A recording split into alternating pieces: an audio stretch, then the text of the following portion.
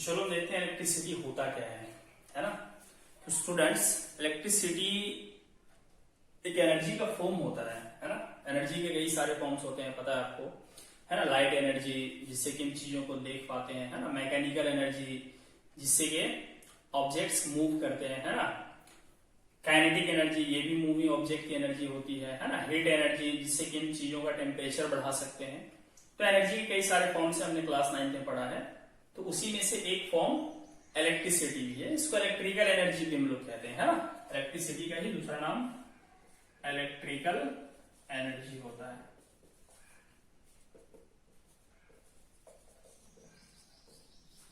Electrical energy. तो अगर हम इसको डिफाइन करना चाहें तो होगा ये, इलेक्ट्रिसिटी क्या है, it is a form of energy which we use to run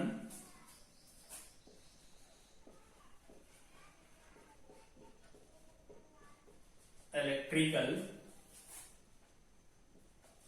appliances like fan, bulb, television, electric heater, etc. है ना। जितने भी इलेक्ट्रिकल एप्लायंसेस हैं उनको हम रन करने के लिए, उन डिवाइस को चलाने के लिए हम किस एनर्जी, किस फॉर्म में इस्तेमाल करते हैं, इलेक्ट्रिसिटी का। ठीक, तो इलेक्ट्रिसिटी क्या है, ये एक फॉर्म ऑफ एनर्जी है। यानी कि हम 9th क्लास में सीख चुके हैं एनर्जी क्या होता है, काम कर सकने वाली एबिलिटी। किसी भी चीज के अंदर अगर काम करने की एबिलिटी है तो हम कहते हैं कि उस चीज में एनर्जी है।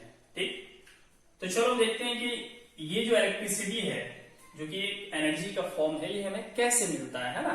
तो इसको हम इस चैप्टर में काफी डिटेल से पढ़ने वाले हैं इलेक्ट्रिसिटी के बारे में। ठीक है, तो इलेक्ट्रिसिटी को समझने से पहले, इसके पूरे मैकेनिज्म को जानने से पहले थोड़ा सा बात कर लेते हैं। बड़ा ही इंपॉर्टेंट टॉपिक है charge,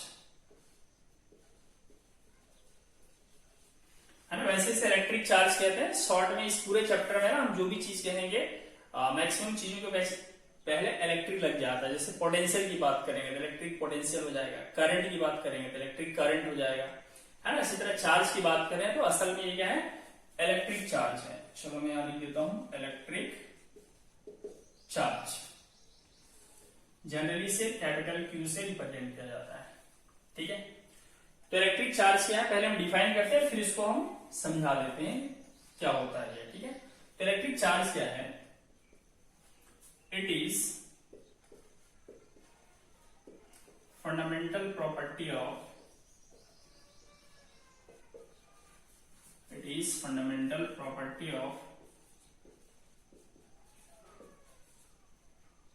matter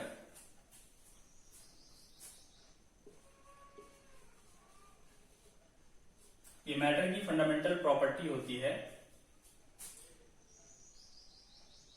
due to which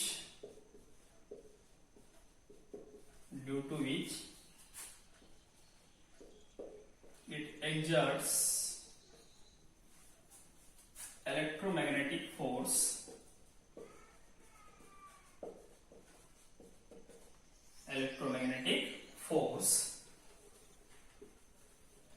on another matter।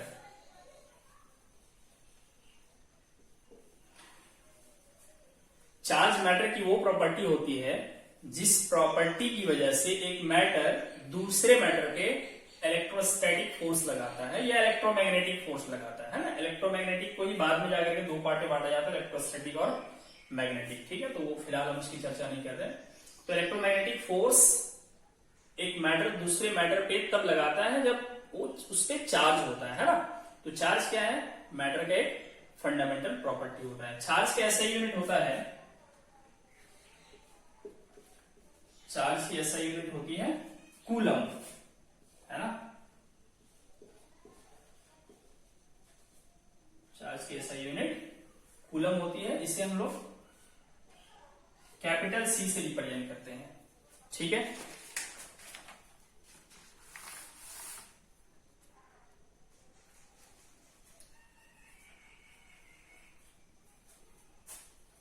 Spelling mistake है, कूलम, ठीक है।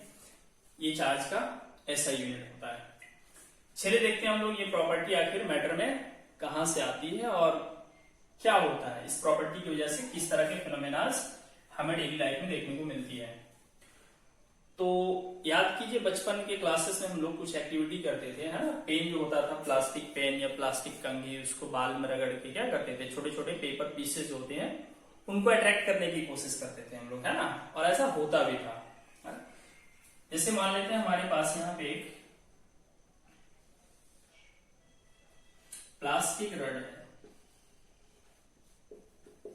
प्लास्टिक रड, ठीक है, नॉर्मल सा है। अभी हमने इस प्लास्टिक रड के साथ कुछ किया नहीं है और इसके नीचे कुछ छोटे छोटे पेपर पीसेस हैं, है ना, स्मॉल बिट्स ऑफ पेपर यहाँ पे रखे हुए हैं, ठीक है, बिट्स ऑफ पेपर, कागज के छोटे छोटे टुकड़े हैं, ठीक है। तो यहाँ पे देखते हैं जब ये नॉर्मल प्लास्टिक रड है तो ये स्मॉल बिट्स ऑफ पेपर के साथ कोई भी इंटरेक्शन नहीं करता। कहने का मतलब है ये इस पे इलेक्ट्रोमैग्नेटिक फोर्स नहीं लगाता है। बट इसी प्लास्टिक रड को हम क्या करते हैं, बाल में थोड़ा देर तक रगड़ लेते हैं, है ना। आपने भी किया होगा इस एक्टिविटी को, बड़ा सिंपल सा है। जब रगड़ लेते हैं तो क्या होता है कि जब इस प्लास्टिक रड को, PR समझ लेना, प्लास्टिक रड, ठीक है, इस प्लास्टिक रड को छोटे छोटे पेपर पीसेस के क्लोज जब हम लाते हैं तो होता यह है कि ये पेपर पीसेस ना इसकी तरफ अट्रैक्ट होने लगते हैं। ये पेपर पीस यहां से उठ के यहां चले आते हैं, ठीक है। तो अब यहां पे सवाल ये उठता है कि आखिर ऐसा कौन सा चेंज आ गया कि प्लास्टिक रड रबिंग से पहले, है ना, पेपर पीसेस को अट्रैक्ट नहीं कर रहा था, लेकिन उससे जब हमने रबिंग कर दिया, थोड़ा सा रगड़ दिया, तो अब ये क्या करने लगा, ये छोटे पेपर पीसेस पर एक फोर्स लगाने लगा, है ना, जिसको हम लोग इलेक्ट्रोमैग्नेटिक फोर्स बोलेंगे। ये फोर्स लगाने लगा और इस फोर्स की वजह से ये पेपर पीसेस इससे आकर के चिपकने लगे। तो आखिर प्लास्टिक रड में ऐसा चेंज क्या हो गया? तो चेंज ये हुआ कि प्लास्टिक रड जब नॉर्मल स्टेज में था तो ये न्यूट्रल था, है ना, ये बिल्कुल न्यूट्रल था। बट जब हमने रबिंग कर लिया तो ये चार्ज हो गया, है ना, ये चार्ज रड हो गया, इसमें चार्ज डेवलप हो गई, ठीक है। तो रबिंग करने से इसमें चार्ज डेवलप हो गई और जब चार्ज डेवलप हो गई इसमें, तब ये क्या करने लगा, ये दूसरे मटेरियल पे, है ना, एक फोर्स लगाने लगा और उस फोर्स की वजह से ये मटेरियल यहां से आकर के प्लास्टिक रड में स्टिक करने लगे, है ना, चिपकने लगे, है ना। क्या होता है charge? It is fundamental property of matter due to which it exerts electromagnetic force on another object. ये मैटर की फंडामेंटल प्रॉपर्टी है जिसकी वजह से ये दूसरे मैटर पे इलेक्ट्रोमैग्नेटिक फोर्स लगाता है, ठीक है। चलिए, चार्ज के बारे में बहुत ज्यादा नहीं, लेकिन इतना हमें जानना था। चलिए थोड़ा सा देखते हैं, क्या चार्ज हमेशा अट्रैक्ट ही करता है किसी चीज को, यानी कि क्या चार्ज एक ही तरह का होता है? आइए बात करते हैं इससे।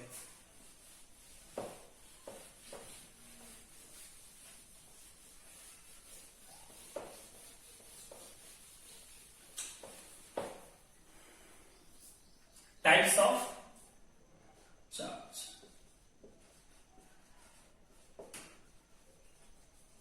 टाइप्स ऑफ चार्ज, है ना।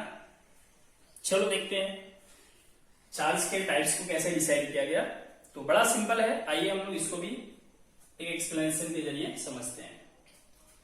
एक ग्लास रड लिया जाता है ना, कांच की छड़ी, ग्लास रड। इस ग्लास रड को एक वूलन क्लॉथ से, वूलन कहने का मतलब है सॉरी वूलन नहीं, सिल्क क्लॉथ, है ना, सिल्क क्लॉथ, रेशम के कपड़े से इस ग्लास रड को ना रगड़ा जाता है, बिल्कुल रबिंग किया जाता है, बिल्कुल इस तरीके से। अगर मैं इसे मान लूं कि सिल्क क्लॉथ है और ये ग्लास रड है, तो इसको बिल्कुल इस तरीके से रबिंग करनी है ना। तो रबिंग करने से क्या होता है, अभी हमने देखा इससे पहले कि वो चार्ज हो जाता है। तो ग्लास रड क्या हो जाएगा, ये चार्ज हो जाएगा, है ना। हमें चार्ज ग्लास रड मिल जाएगा, ठीक है, रबिंग करने से। फिर इसी तरीके से एक और ग्लास रड लेते हैं, है ना, उसको भी हम लोग रब करके चार्ज कर लेते हैं। तो ये भी चार्ज ग्लास रड है और ये भी चार्ज ग्लास रड है।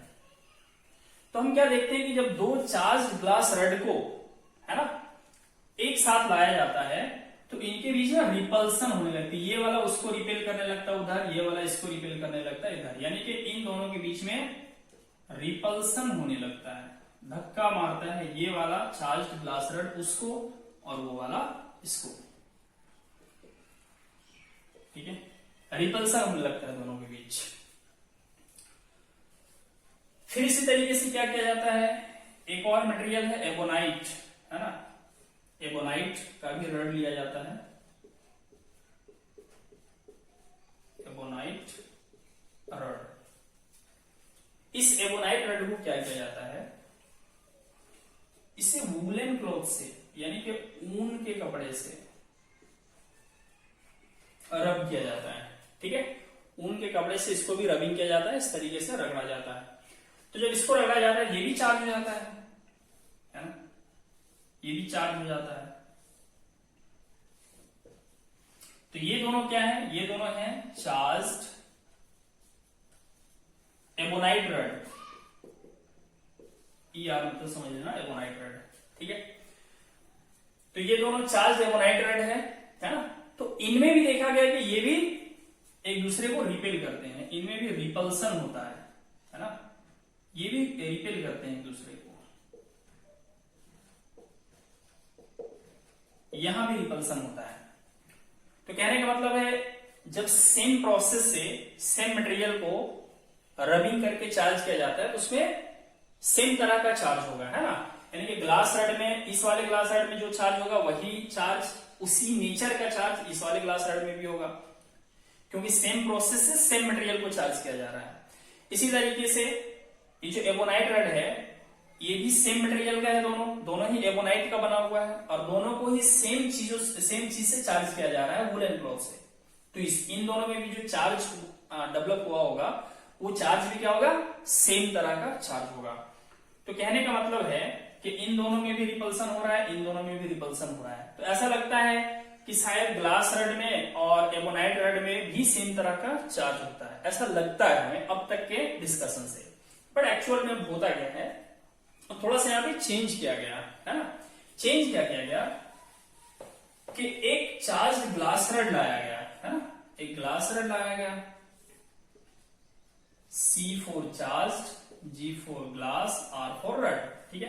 चार्ज ग्लास रड लाया गया और एक चार्ज एबोनाइट रड लाया गया, चार्ज एबोनाइट रड। तो यहां पे थोड़ा सा सिचुएशन अलग सा दिखा, यहां अट्रैक्शन होने लगा। कहने का मतलब है ग्लास रड एबोनाइट रड को अपनी तरफ खींचने लगा और एबोनाइट रड जो है वो ग्लास रड को अपनी तरफ खींचने लगा। तो यहां पे क्या देखा गया, अट्रैक्शन देखा गया। तो इससे हम क्या रिजल्ट निकाल सकते हैं, क्या ग्लास रड में और एबोनाइट रड में सेम तरह का चार्ज था? अगर ऐसा होता तो ये भी एक दूसरे को रिपेल करते, क्योंकि जब ग्लास रड चार्ज ये भी है और ये भी है तो ये रिपल्सन कर रहे हैं और इन दोनों में सेम चार्ज है। इसकी हम गारंटी दे सकते हैं। कैसे गारंटी दे सकते हैं, क्योंकि इसे भी सिल्क क्लॉथ से रगड़ा गया है, इसे भी सिल्क क्लॉथ से रगड़ा गया है और दोनों सेम मटेरियल का सेम चीज से रगड़ा गया, तो दोनों में सेम तरह का चार्ज था, है ना, इसलिए रिपल्सन हो रहा था। बिल्कुल इसी तरीके से यहां भी एक्सप्लेन कर सकते हैं, यहां भी गारंटी दे सकते हैं कि इन दोनों में भी सेम तरह का ही चार्ज था, इन दोनों के आपस में सेम तरह का चार्ज था, इन दोनों का आपस में सेम तरह का चार्ज था। बट जब इन दोनों को लाया गया क्लोज, है ना, एक ग्लास रड लिया गया, एक एबोनाइट रड लिया गया, तो यहां पे अट्रैक्शन देखा गया।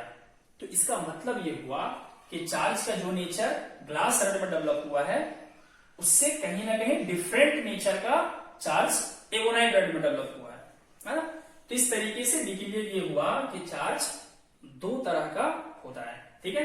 तो चार्ज दो तरह का होता है, एक होता है पॉजिटिव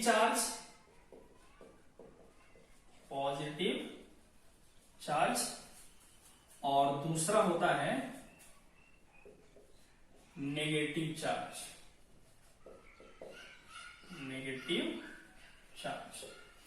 अब सवाल यह है कि पॉजिटिव और नेगेटिव ही क्यों कहा गया, इसको तो और भी कुछ नाम दिया जा सकता था, इनको पॉजिटिव चार्ज और नेगेटिव चार्ज क्यों दिया गया।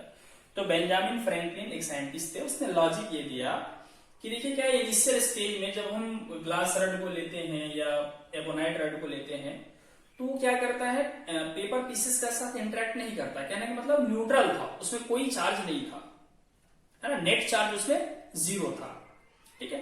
पर उसको जब रबिंग करते हैं तो उसमें चार्ज डेवलप हो जाता है। तो कहीं ना कहीं जो चार्ज डेवलप होता है उसका ऑपोजिट नेचर का चार्ज उसमें आकर के शामिल हो जाता है, जिससे कि नेट चार्ज 0 हो जाता है।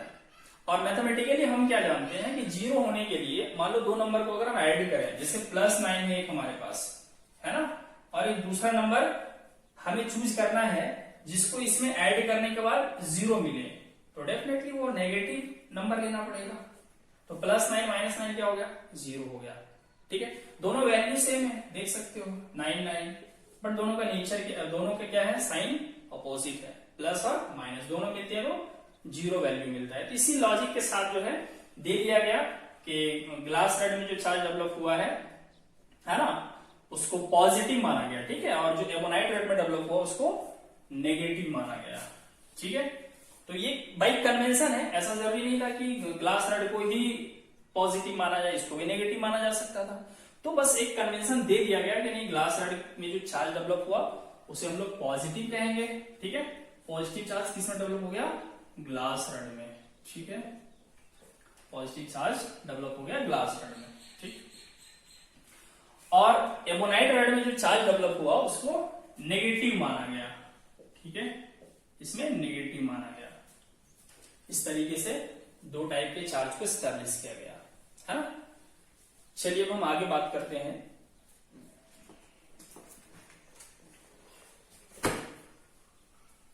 सबसे छोटा पॉसिबल चार्ज कौन सा होता है और कहां पाया जाता है वो।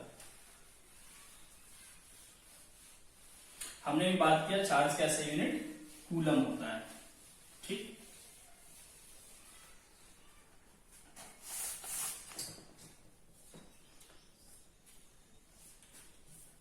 देखो चार्ज जो है ना, हम लोग पढ़े हैं कि 9th क्लास में स्ट्रक्चर ऑफ एटम में कि कोई भी एटम जो होता है उसका जो न्यूक्लियस होता है ना, वहां पे प्रोटॉन्स पाया जाता है, और प्रोटॉन्स पे भी चार्ज पॉजिटिव माना गया। जिस तरह से ग्लास रड पे चार्ज पॉजिटिव था ना, उसी तरह जिस तरह ग्लास रड पे चार्ज डेवलप होता है उसी तरह प्रोटॉन्स में भी चार्ज होता है, तो उसको भी पॉजिटिव माना गया। और जिस तरह एबोनाइट में चार्ज डेवलप हुआ था, है ना, उसी नेचर का चार्ज इलेक्ट्रॉन्स में पाया जाता है। तो इलेक्ट्रॉन्स पे चार्ज जो माना जाता है वो नेगेटिव माना जाता है, और प्रोटॉन्स में जो चार्ज पाया जाता है वो पॉजिटिव माना जाता है। तो अभी तक प्रैक्टिकली सबसे छोटा चार्ज जो पाया गया है वो इलेक्ट्रॉन पे होता है, ठीक है। द स्मॉलेस्ट पॉसिबल चार्ज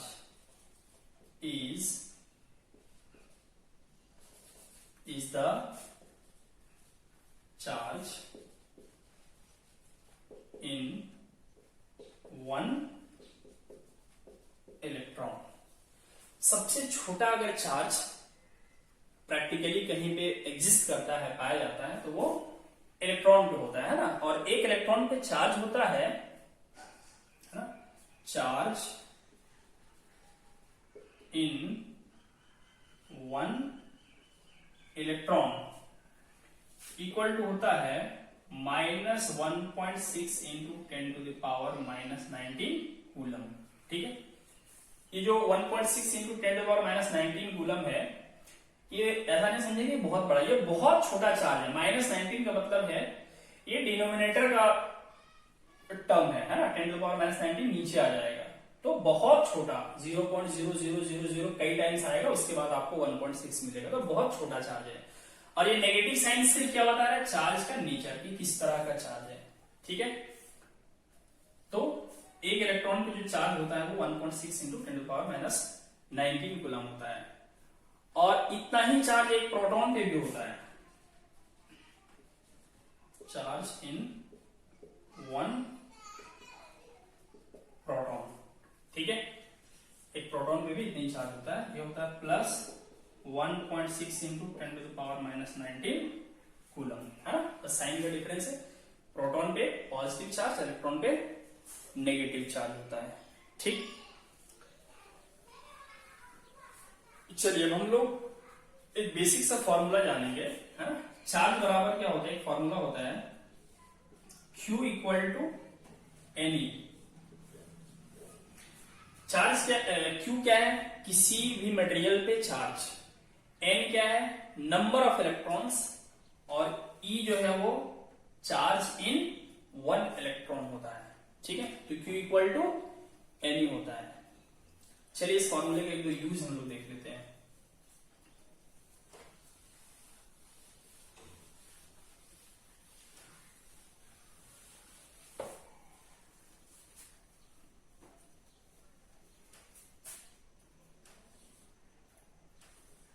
मान लेते हैं ये एक रॉड है, ठीक, किसी भी चीज का, इस पे ना 2 कूलम चार्ज है, ठीक है, इस पे 2 कूलम चार्ज पाया गया है ना इस रॉड पे।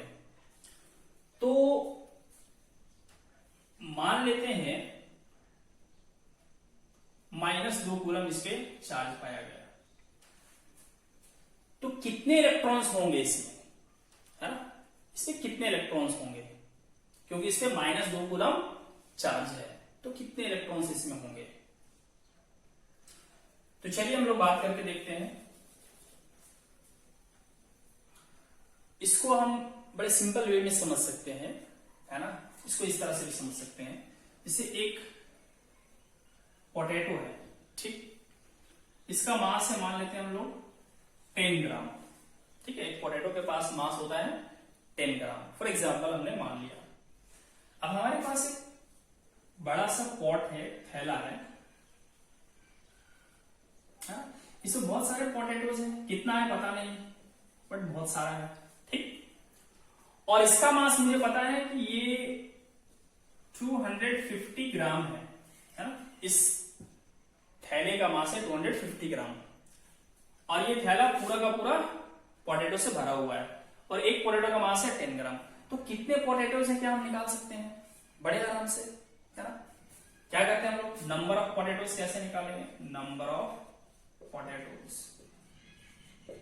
बिल्कुल बड़ा सिंपल है, 250 ग्राम डिवाइडेड बाई 10 ग्राम, यानी कि 25 पोटैटोज हैं इसमें। इन द सेम वे ये जो मटेरियल है इस पे चार्ज किसकी वजह से है, इलेक्ट्रॉन्स की वजह से, है ना, क्वेश्चन पे कहा गया है इलेक्ट्रॉन्स की वजह से इस पे -2 कूलम चार्ज है, ठीक। तो एक इलेक्ट्रॉन पे जो चार्ज होता है वो तो हमें पता है -1.6 इंटू 10⁻⁻19 कूलम। अब बहुत सारे इलेक्ट्रॉन्स इसमें होंगे, बहुत सारे इलेक्ट्रॉन्स होंगे, तो कितने इलेक्ट्रॉन होंगे ताकि इसका चार्ज -2 कूलम हो गया होगा, है ना। तो फटाफट आप कैलकुलेट कीजिए और आंसर बताइए।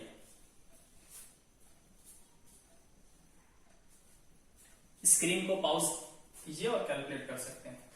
चलिए देखते हैं ये कैसे निकालेंगे। तो अभी मैंने आपको बताया आप डायरेक्टली ऐसे निकाल सकते हो, number of electrons, number of electrons कैसे निकाला था हमने, जो टोटल मास था ऊपर रखा था न्यूमरेटर में, और एक पोटैटो के अंदर जो मास था वो हमने डिनोमिनेटर में रखा, ठीक है। ऐसे ही जो टोटल चार्ज है वो कितना है, -2 कूलम, ठीक है। और एक इलेक्ट्रॉन पे जो चार्ज है वो कितना है, -1.6 इंटू 10⁻⁻19 कूलम, ठीक है। इसको सॉल्व कर देंगे आप, माइनस माइनस कैंसिल हो जाएगा, पॉइंट हटाएंगे ऊपर 20 हो जाएगा, नीचे 16 हो जाएगा, है ना। ये 10⁻⁴ ऊपर जाकर के नेगेटिव है तो पॉजिटिव हो जाएगा, कूलम कूलम भी कट जाएगा, ठीक है। तो इसको जब हम डिवाइड करेंगे स्टूडेंट्स तो आएगा लगभग 1 पॉइंट, है ना, 16 1 16, 4, 16 2 32, 1.25 इंटू 10 टू द पावर 18, इतने इलेक्ट्रॉन्स हो जाएंगे। ठीक है,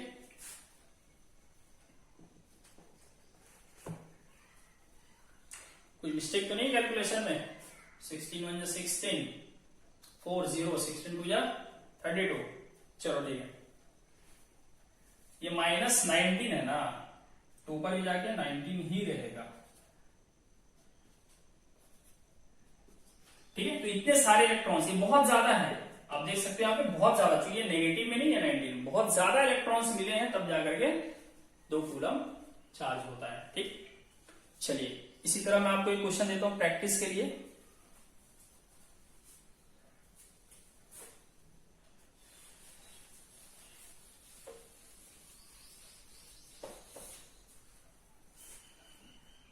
क्वेश्चन है calculate the number of electrons constituting 1 coulomb of charge.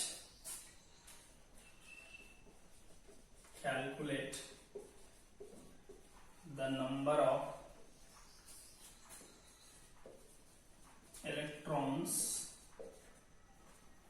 electrons constituting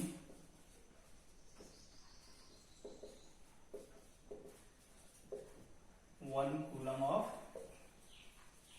charge. कहने का मतलब है कि कितने इलेक्ट्रॉन्स मिलके 1 कूलम चार्ज बनाएंगे। ठीक है, अब इसे सॉल्व कर लीजिएगा। सॉल्व करके आंसर आप कमेंट बॉक्स में सेंड करेंगे, मुझे पता चलेगा। चलिए